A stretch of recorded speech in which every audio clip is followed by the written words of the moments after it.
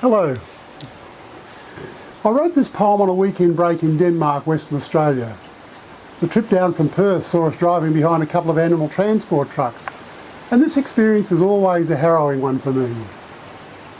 I'm well aware that farmers love their animals, and it was and is not my intention to pass judgment on anyone. I recognise that we all have our own lives to live and must take responsibility for ourselves. But as my poem, the one I'm about to read, says, dominant collective intention always seems to win out. So I do wish to have my voice added to those who would like to stop farming animals for slaughter. I do not accept the argument that animals are dumb creatures, that have an inferior consciousness to us, so can therefore be used as we wish. Even though animals may live instinctual lives in the wild, they are sensitive creatures, and on the whole are open to conditioning in the same way that we are. Our civilization has allowed us to become more sensitive to each other, and animals have that same ability. The science that argues differently is either coming from a vested interest in the status quo, or is ignorant, because it has not used enough sensitivity to observe the reality of animal consciousness as it interacts with civilised humanity. Humanity would be nothing of what it is without the help and support of animals. Any personal contacts with pets, or even a cursory look at YouTube examples, will demonstrate truly amazing stories of different wild animals interacting with humanity in ways that can demonstrate caring feelings.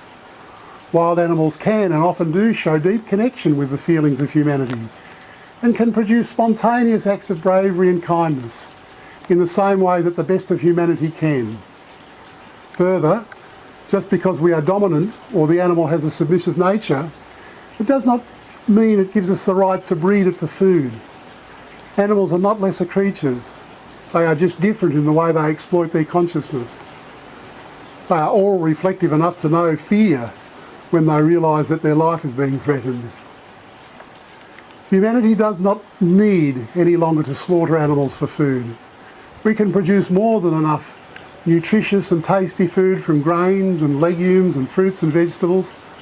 Texture, colour and taste is also well within our control without the need to kill animals. It would also seem that this way of doing things may be a better option for our overall health of the planet. Nature seems to be telling us that if we want to keep our planet habitable and healthy, we will need to be more sensitive to the way things are. This is really, truly a message for our time. My poem is challenging, but I do hope and trust it will be an acceptable read. It is called The Slaughterman.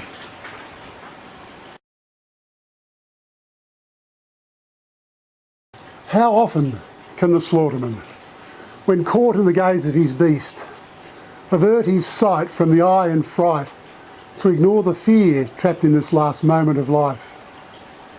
The stink of the truck in front, with spastic legs hanging out, shit and piss on the windscreen.